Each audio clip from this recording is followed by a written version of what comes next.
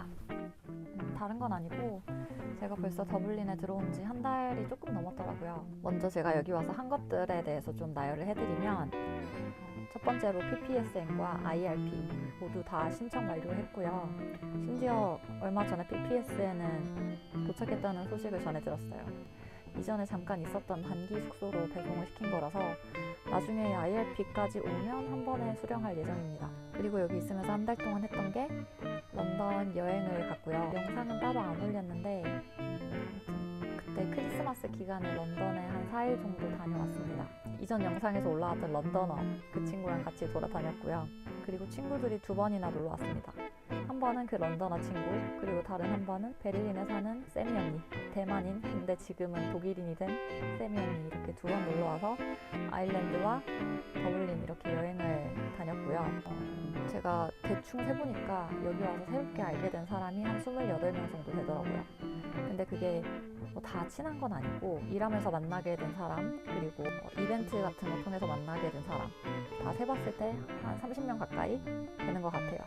지금도 연락하고 지내는 사람들이 꽤 있어요. 그리고 서로 도움이 필요할 때 도움을 요청하기도 하고요. 그리고 제가 여행했던 아일랜드 도시들을 나열을 해봤는데 사실 몇 개 없거든요. 일단 호스, 그리고 던리어리, 그레이스톤즈, 샌디코브, 그리고 킬케리, 이렇게 5군데 정도 되더라고요. 앞으로 있으면서 시간 날 때마다 틈틈이 아일랜드 구석구석 여행을 해볼 생각입니다. 그리고 제가 술을 진짜 못 마시거든요. 심지어 이슬톡톡을 마시고도 취하는 사람인데 여기 와서 무려 펍에 6번이 나갔습니다. 기록이에요. 한 달에 6번. 일주일에 한 번 이상은 갔다는 건데 이게 어쩔 수가 없어요. 네트워킹을 하거나 아니면 친구를 만나거나, 심지어 아일랜드 전통 음식을 먹을 때도 펍에서 팔거든요. 여기 와서 아무튼 6번이나 방문했다는 거. 제가 여기 와서 이루고 싶은 목표 4가지가 있었거든요. 먼저 첫 번째로는 단기 직업 구하기. 처음에 왔을 때 제가 가진 돈으로는 최소 3개월에서 이제 아껴 쓰면 한 6개월까지는 버틸 수 있는 자금이었어서 여기 오자마자 무조건 단기로 빨리 일해야 되겠다. 그러니까 어디든 들어가서 빨리 일해야 되겠다. 이런 생각이 강했어요. 그래서 일단 카페 취업을 했죠. 여기에서 일을 할 수 있게 돼서 아마 1년 다 채우고 갈 수 있을 것 같아요. 그리고 두 번째로는 장기 숙소 구하기인데요. 아일랜드가 숙소 구하기가 생각보다 아주 어려워요. 제가 이 영상 전에 업로드 할지 아니면 이 영상 이후에 업로드 할지 모르겠지만 장기 숙소 구하는 영상을 올리긴 할 건데 저도 거의 구했거든요. 거의. 지금 거의 구한 상태라 이건 다른 영상에서 확인해 주시고, 아무튼 그것도 거의 달성했고, 세 번째 목표는 장기 직업 구하기. 사실 카페 알바 이런 것도 재밌긴 한데 이제 제 전공을 살려야죠. 제 전공이 약학하고 그리고 현재 공부하고 있는 데이터 사이언스를 잘 살려서 장기 직업을 구하는 게 목표입니다. 이건 아직 이루지 못했어요. 그리고 네 번째로는 장기 파트너 만들기. 아주 중요한 건데 근데 다른 것들 하느라 이것도 좀 밀려난 상태입니다. 네 번째 목표 관련해서는 후보군이 조금 있긴 하거든요. 아니, 조금 있는 건 아니지. 그래서 총 목표 4가지 중에 거의 2가지를 달성을 했고 남은 11개월 동안 나머지 목표 2가지를 향해서 열심히 달려볼 생각입니다. 또 추가로 말씀드리고 싶은 게 해외 생활을 좀 오래 하다 보면, 그리고 자주 이동하다 보면 친구들 만드는 게 쉽지가 않아요. 그래서 저는 지금 어떤 방식으로 친구를 만드냐면 일단 지인의 지인들 소개 좀 받는 편이고, 아니면 미덥이라는 어플이 있어요. 이벤트 같은 걸 참석할 수 있는 어플인데 거기 들어가 보시면 무슨 보드게임 이벤트도 있고 아니면 뭐 강연 이런 이벤트 같은 것도 있고 무료인 게 굉장히 많거든요. 그리고 북클럽, 봉사활동, 그 언어 교환 이런 것들을 통해서 친구를 만드는 걸 추천드려요. 그리고 처음 와서 어차피 직업 없으시잖아요. 초반에 친구들을 굉장히 많이 열심히 만드시는 걸 추천을 드리고 나중엔 도움이 돼요. 그리고 나도 도움을 주면 되고, 그러니까 서로 상부상조할 수 있게끔 그런 친구들을 많이 만드시고 네트워킹도 열심히 하시고, 이제 두 번째로 이벤트 브라이트라는 어플이 있는데 거기에도 무료 이벤트들 굉장히 많이 올라오고요. 저는 이제 제 커리어 관련해서 데이터 관련한 이벤트들을 몇 개 참석을 했는데 참석하고 나서 굉장히 괜찮았어요. 저랑 관심사가 비슷한 사람들을 만나서 이야기를 해봤는데 재밌었습니다. 그래서 이벤트 브라이트라는 어플도 자주 활용하시길 추천드리고요. 그리고 또 친구 만날 수 있는 좋은 방법 중에 하나가 봉사활동이 있는데요. 제가 이벤트 브라이트 통해서 알게 된 봉사활동인데 거기에 여기 아일랜드 도시에 이렇게 수로가 길쭉하게 있어요. 그래서 그 수로를 매월 1회, 일요일인가 토요일에 그때마다 이제 쓰레기 줍는 작업을 하거든요. 그 이벤트를 제가 참석을 했었는데 거기에서도 꽤 많은 친구들을 알게 됐습니다.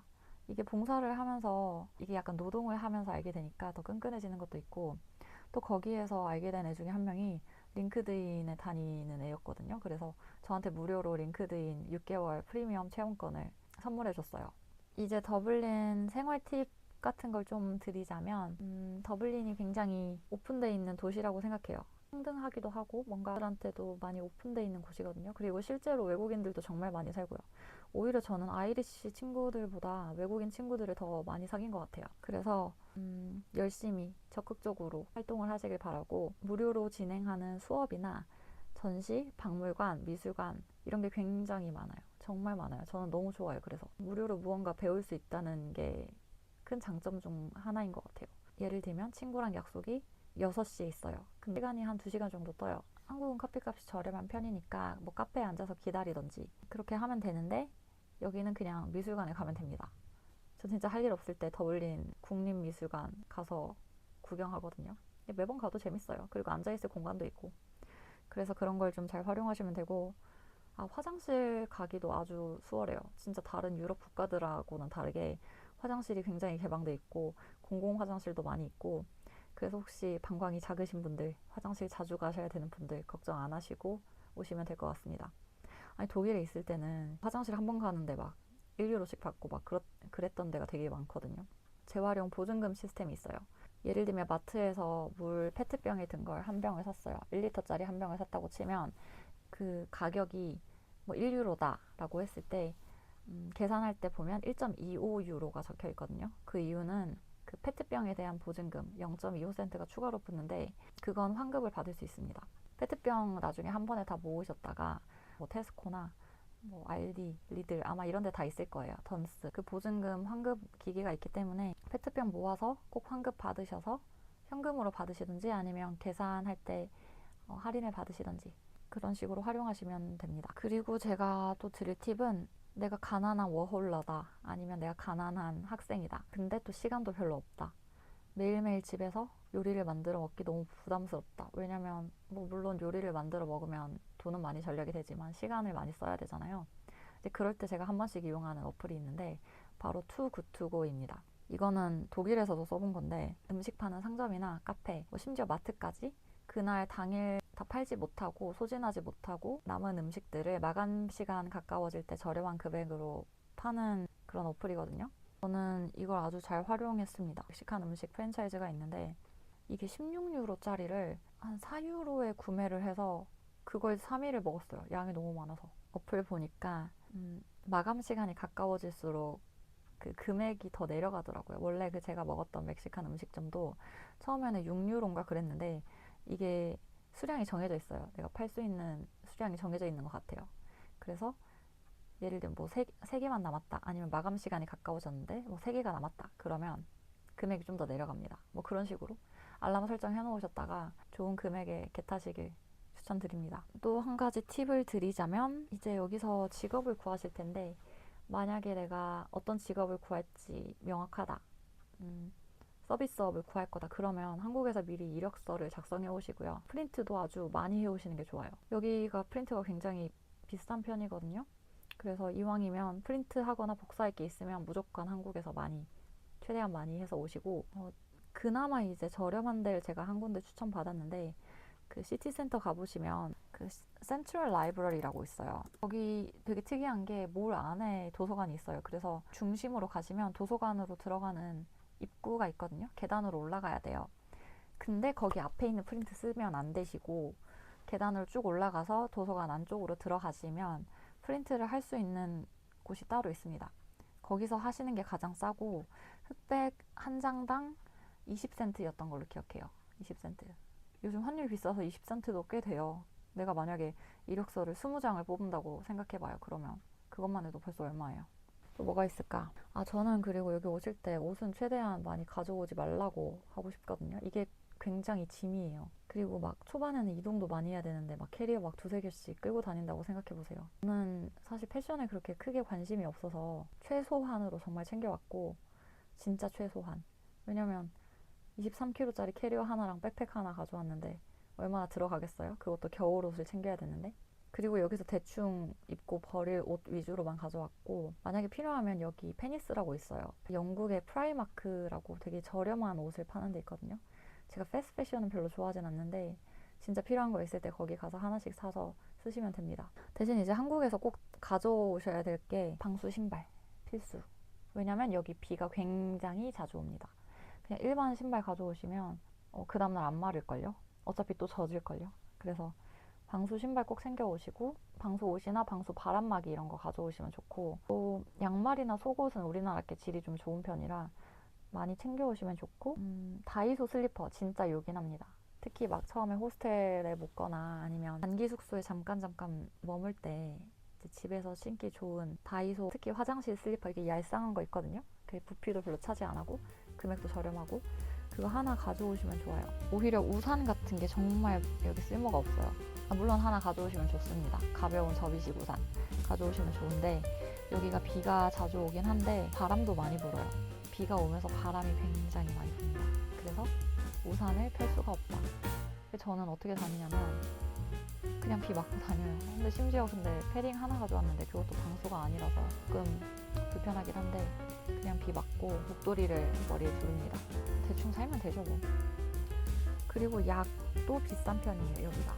그래서 저는 사실 많이 아픈 편이 아니라, 그리고 한국에서도 병원에 진짜 1년에 한두 번 갈까 말까 하는 사람이라 약이 별로 필요가 없는데, 그래도 약사라서 좀 여유롭게 챙겨오긴 했거든요. 근데 약이 좀 비싼 편이라서 이왕이면 본인이 드시는 약 있으면 무조건 한국에서 많이 가져오시고, 혹시 이제 필요하시면 한일 단톡방에 약이 올라오긴 하거든요. 근데 그게 사실 제 생각에는 불법일 것 같긴 한데, 이 약을 거래하는 것 자체가, 근데 그런 식으로 사고 팔고 하시더라고요. 심지어 뭐 항생제까지 그렇게 파시던데, 약사로서 조금 불편하긴 하지만 그런 방법도 있다라는 거 알고 계시고, 그리고 본인이 쓰는 생필품 같은 거 꼭 한국 거 써야 된다, 꼭 있어야 된다.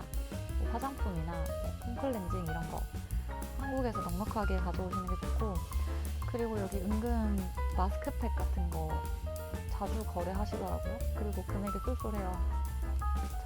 저는 팔아본 적은 없는데 마스크팩 같은 거 구매해 오시면 좋고, 그리고 이제 제가 해외 나갈 때 쓴 팁인데, 본인 한국 번호 다 있을 거잖아요. 한국 핸드폰 번호.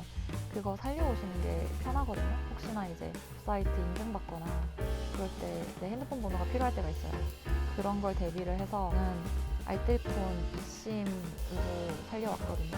헬로 모바일 eSIM을 구매해서 왔고, 얼마 안 해서 이거는 꼭 해오시길 추천드리고, 또 말씀드릴 게, 그리고 그 영어 고민 많이 하시잖아요. 혹시나 아이리쉬 액센트가 세면 어떠나 이런 고민을 많이 하실 텐데, 제가 여태까지 만났던 사람들 중에는 아이리쉬 액센트가 그렇게 센 사람들은 많이 없었던 것 같아요. 근데 물론 북아일랜드나 아니면 다른 아일랜드 지방 사람들을 제가 많이 못 만나봐서 그런 것 같긴 한데, 아이리쉬 액센트가 세서 막 못 알아듣겠다 이 정도까지는 아니었고, 되게 귀여웠던 게 이분들이 TH 발음을 못해요. 뜻 있잖아요. 뭐 think, thousand, thank you 이런 걸 못하고 TH 발음을 트로 발음하거든요. thank you, 뭐 thousand 이런 게 되게 기억이 많이 남네요. 그리고 여기 지명 이름이랑 사람 이름이랑 표기랑 다르게 읽는 경우가 굉장히 많아요. 영어로는 뭐 던 라오, 뭐 영어로는 이렇게 써져 있는데 실제로 발음 아예 진짜 상상도 할 수 없는 발음. 그런 경우가 좀 많아서 재밌는 것 같아요. 생활 팁은 여기까지 하고, 이제 앞으로 해야 될 게 장기 직업 구하기랑 파트너 만들기, 이 두 가지가 있는데, 근데 파트너 만들기에 대해서 조금 말씀을 드리면, 아니에요, 이거는 다음 영상에 조금 더 있다가 뭐 100일 후기 뭐 이런 데 남겨볼게요. 오늘 영상은 여기까지고요. 다들 아일랜드 생활 파이팅! 오늘도 시청해주셔서 감사합니다. 다음에 더 좋은 컨텐츠로 찾아뵙겠습니다. 안녕.